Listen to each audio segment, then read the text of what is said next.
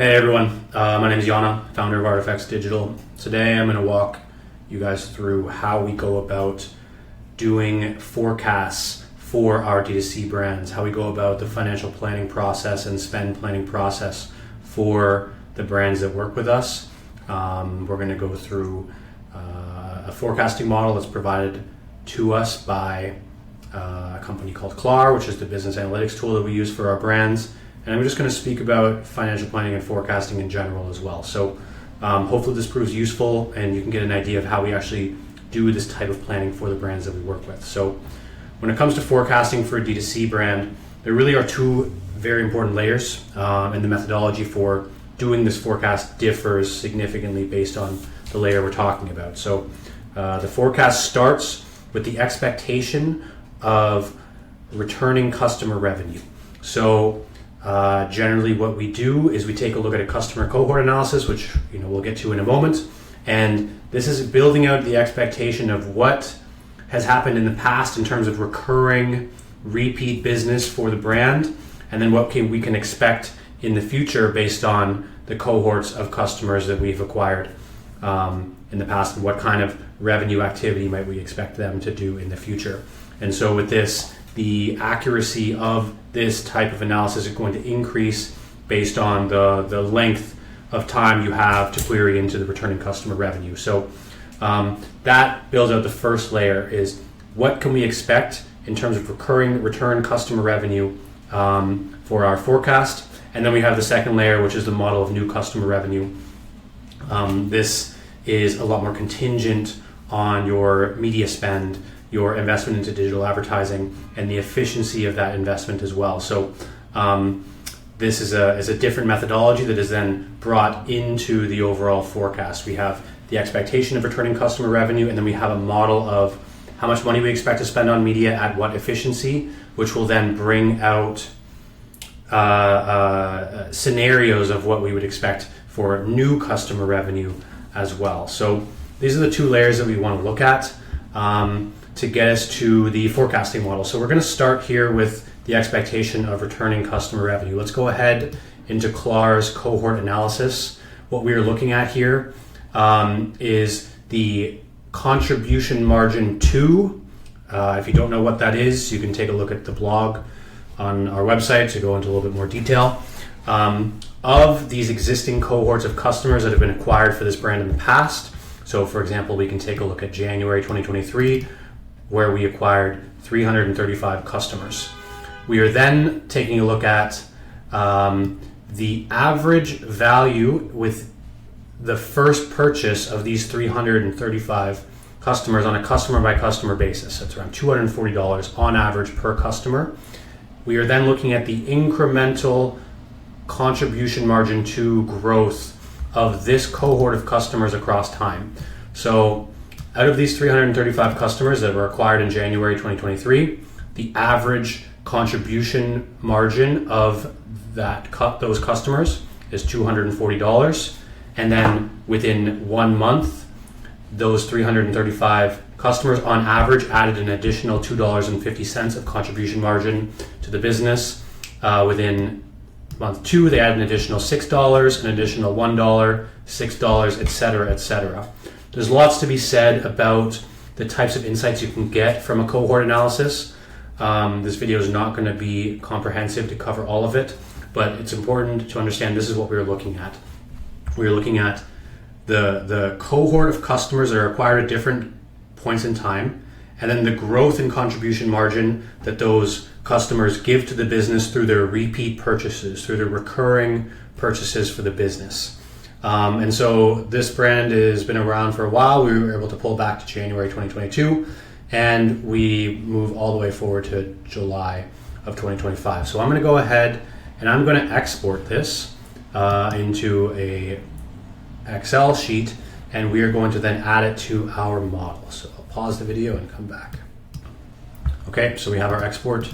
Now I'm just going to gather the data table. I'm going to copy everything from the table itself,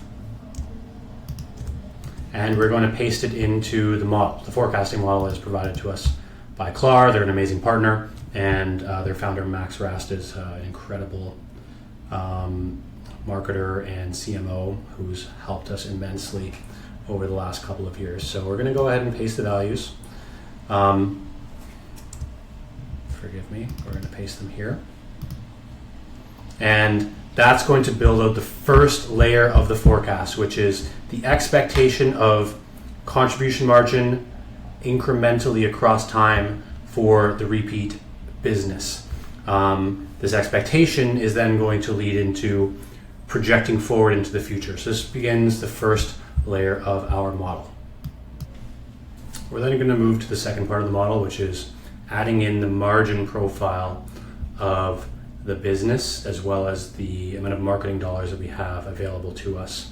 So I've written a blog post a long time ago on our website about the 3 types of contribution margin 1, 2, and 3.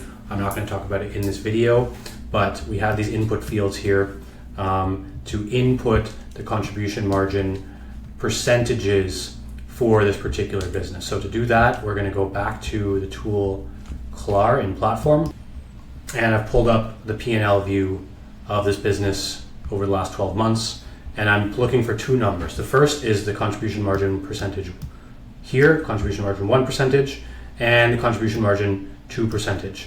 So I'm going to gather these numbers. We have 65.5 and 48%. So we have there. And so we're taking a look at the gross margin and then the gross margin minus the cost of delivery of the individual products. Then it's pulling the customer lifetime value again from that cohort analysis earlier. And then we get to this idea of the starting marketing budget. Let's just make it super simple for the purposes of this video. We're going to call it 100 grand. You go ahead, add in your starting cash balance, and then the overhead cost percentage of your business as well. Let's say your OPEX is taking up about 15% of the operations of your business as a percentage of revenue, and you add in your cash conversion cycle as well. So again, for the sake of the video, let's just say that's going to be 3 months. And then we get to the actual model itself. So let's zoom out a little bit. So we're back at the model. The first thing I want to take a look at is this section here, row 35, which is the seasonal effect override. This is a view of the seasonal behavior, the seasonal purchase behavior of this particular business, where it's taking the average and then it's looking at in any given month, where does that given month stand in relation to the average? So for example, you can see here in January, it's negative 44.5%. This is the low season for this brand. January is one of the lowest months on the calendar year. So that's the seasonal effect. And then we might have a period here like November, Black Friday, no surprise here, it's plus 60%. It's a huge moment, it's a huge revenue peak for the business. So absolutely a big revenue spike. So this row here is taking a look at that seasonal curve for the business, where are the high water marks, where are the low points during the year, and that really helps with the spend planning. So we have already the layer of the expectation of returning customer revenue and returning customer contribution margin across time. That gets baked into the Clar forecast. We then have the margin profile of the average customer for the business. We have the seasonal curve historically for the business. Then we need to add this final layer here, which is the model of new customer revenue, which is contingent on 2 things. 1, how much money you're spending on your media. 2, what is the efficiency of that media over time. So spend is just going to be dollars spent. Efficiency, you can either look at the MER, the AMER of that media, or just in this case, we're going to look at the customer acquisition cost. So for the sake of the video, we are going to assume that the customer acquisition cost for this business is going to be the same as it has been historically, which is $120. That should raise some alarms because the customer acquisition cost is never going to be as flat and predictable as that. You need to think about, okay, as spend actually changes, how does the customer acquisition cost fluctuate as well? And also, how does your marketing team and your media buying team operate? Are they spending towards a particular customer acquisition cost? as well. So for the sake of the video, for the sake of the forecast, we're going to hard code a flat $120 customer acquisition cost, which is in line with the past 3 years of data for this brand. Then we're going to look at spend. So if we're acquiring customers at $120 and we are spending X, what kind of new customer revenue expectation do we have? So to do this, we take a look at this sheet here. So the average monthly spend, again, to make it super simple, in the last calendar year for this brand was around $100,000 a month. That's the average across the 12 months. And then we are taking this average monthly spend and we are multiplying it by the seasonal effect.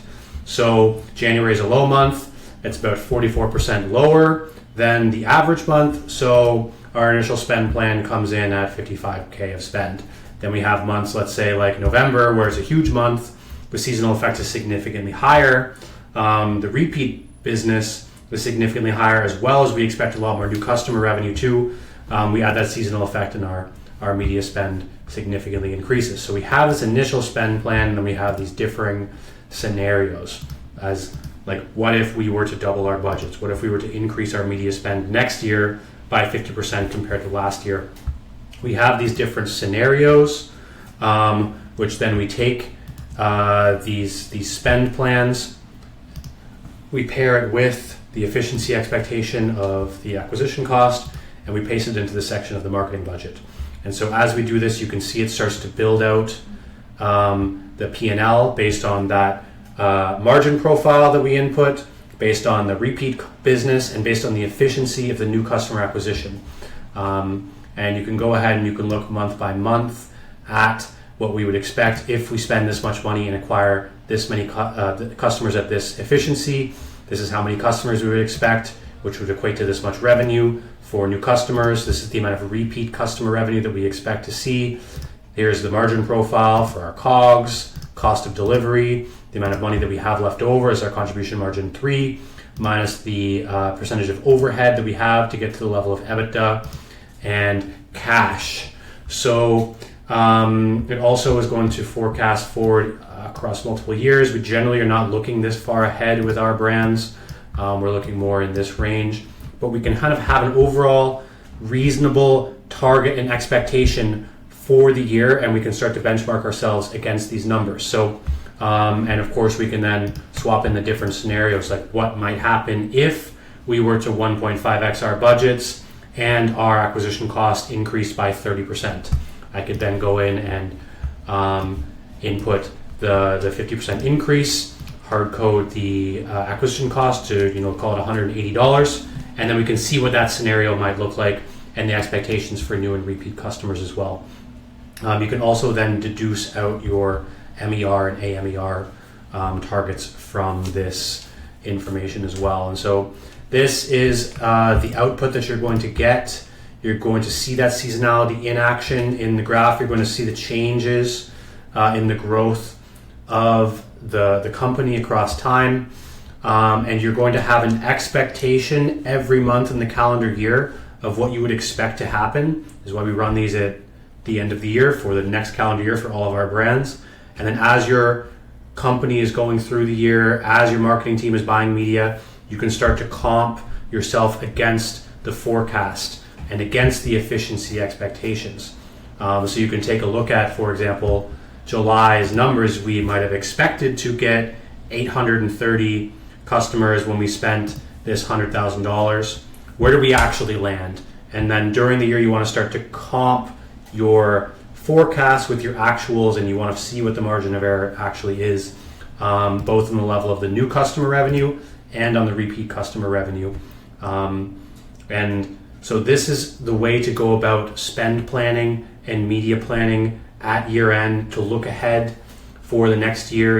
You can also do it in the midway. You run it again midway through the year if things change, if your margin profile changes, if you have a new product launch that you're going to have to significantly add some media dollars, if you have a marketing experiment that you might be running that has a dedicated budget to it, if you got significant supply chain savings, so your margin profile has improved quite a lot.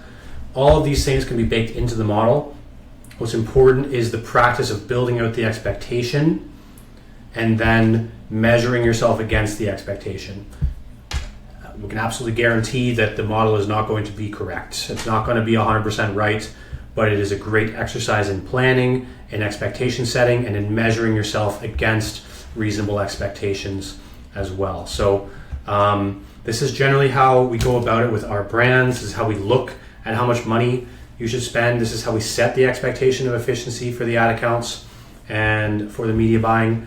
And is how we also help work with the clients to talk through what kind of money they might be investing into media in the future years and what kind of return expectation they might have. And so this is able to set a reasonable benchmark and also potentially set some stress scenarios as well. So that's how we go about it. Of course, there's nuances with every individual client. Every different marketing moment, every year over year is going to be a little bit different.